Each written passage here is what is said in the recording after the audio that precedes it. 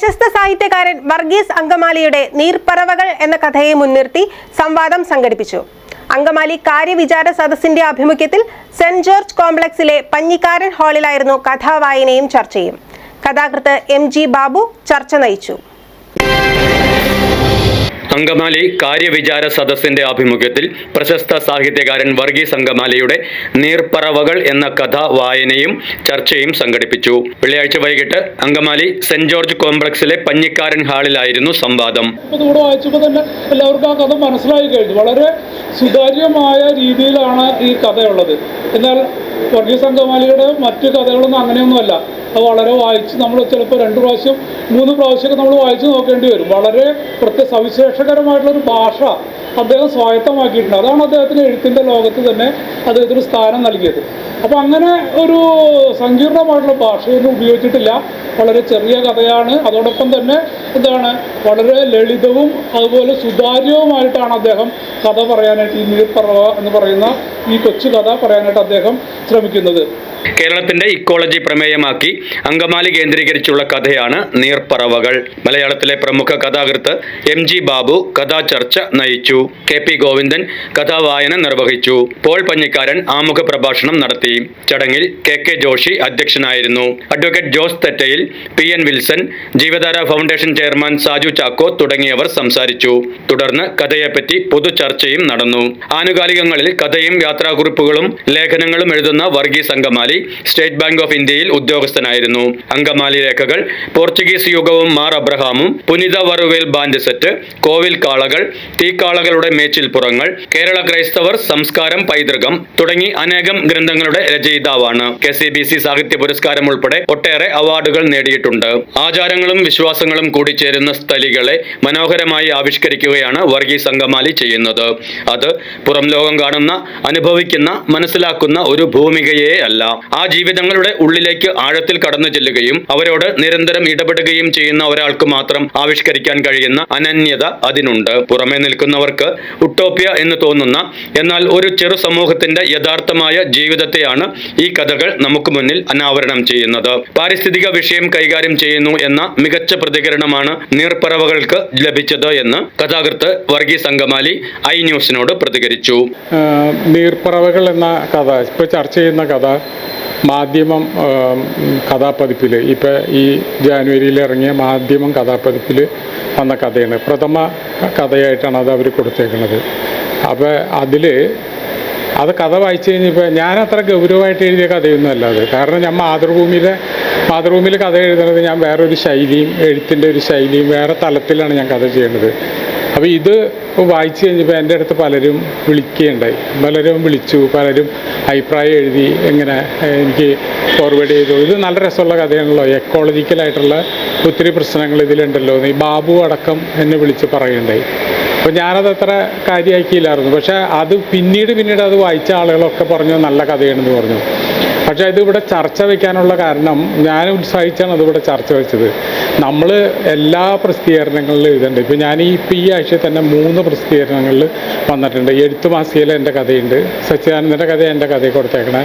DBL Dholavira എന്ന് പറഞ്ഞിട്ട് ആ ഗുജറാത്ത് ആർക്കിയോളജി ഒരു സാധനം, ആർക്കൈവ്സിൻ്റെ ഒരു സാധനം ചെയ്തിട്ടുണ്ട്. അത് ശരിക്കും പറഞ്ഞാൽ കവർ സ്റ്റോറി അവർ ചെയ്തേക്കണേ.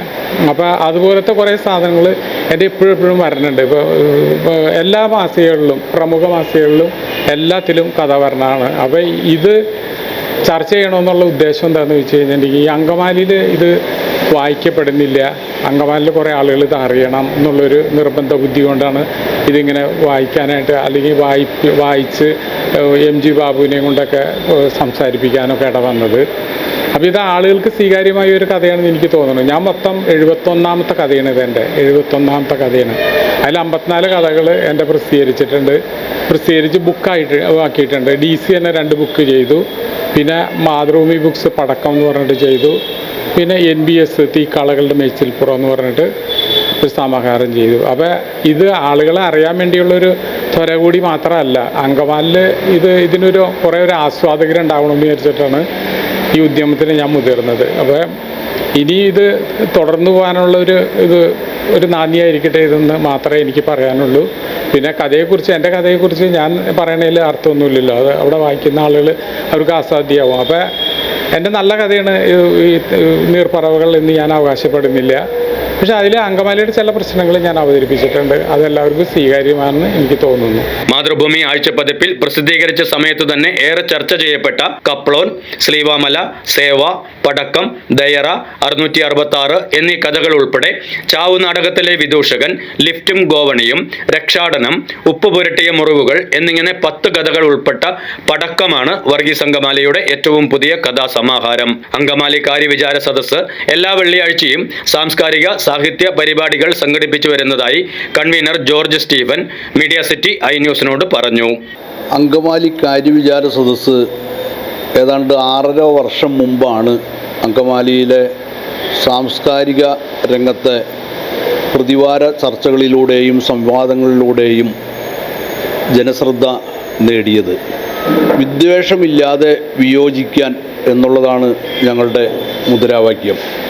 എല്ലാ രാഷ്ട്രീയ പാർട്ടികളും എല്ലാ സമുദായ സംഘടനകളും അല്ലെങ്കിൽ അത്തരത്തിലുള്ള യാതൊരുവിധ ഭേദങ്ങളുമില്ലാതെ പ്രദേശത്തിൻ്റെയോ മതത്തിൻ്റെയോ രാഷ്ട്രീയത്തിൻ്റെയോ വ്യത്യാസങ്ങളില്ലാതെ ഏത് വിഷയത്തെ സംബന്ധിച്ചും തുറന്ന മനസ്സോടെ സംവാദിക്കാനുള്ള ഒരു വേദിയായിട്ടാണ് അങ്കമാലി കാര്യവിചാര സദസ്സ് കഴിഞ്ഞ 6.5 വർഷമായി പ്രവർത്തിക്കുന്നത്.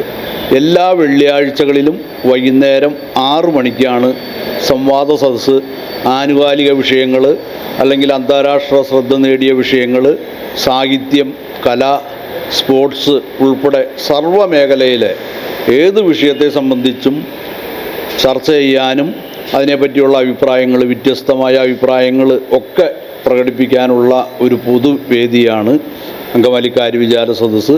പ്രതിവാര പരിപാടി എന്നുള്ള നിലയ്ക്ക് എല്ലാ വെള്ളിയാഴ്ചകളിലും അത് അങ്കമാലി ടൗണിൻ്റെ ഹൃദയഭാഗത്ത് സെൻറ്റ് ജോർജ് കോംപ്ലക്സിൽ പഞ്ഞിക്കാരൻ ഹാളിലാണ് ഇപ്പോൾ നടന്നു വരുന്നത്. അതിന് അങ്കമാലിയിലെ വിവിധ മേഖലകളിൽ പ്രവർത്തിക്കുന്ന ഉന്നത വ്യക്തിത്വങ്ങൾ കൃത്യമായി ഇവിടെ പരിപാടികളിൽ പങ്കെടുത്തുകൊണ്ട് ഇന്ന് ഈ പ്രദേശത്ത് അങ്കമാലി ടൗണിൽ മാത്രമല്ല പ്രാന്തപ്രദേശങ്ങളിൽ പഞ്ചായത്തുകളിലുമൊക്കെ ഇത്തരത്തിലുള്ള സംവാദ സദസ്സുകൾ ഇന്ന് ആരംഭിച്ചിട്ടുണ്ട്. അതിനൊക്കെ ഒരു മാതൃകയാകുവാൻ അങ്കമാലി കാര്യവിചാര സദസ്സിന് കഴിഞ്ഞിട്ടുണ്ട്. അതിൽ ഞങ്ങൾ വളരെയധികം കൃതാർത്ഥരാണ്. News desk media city Perumbavoor.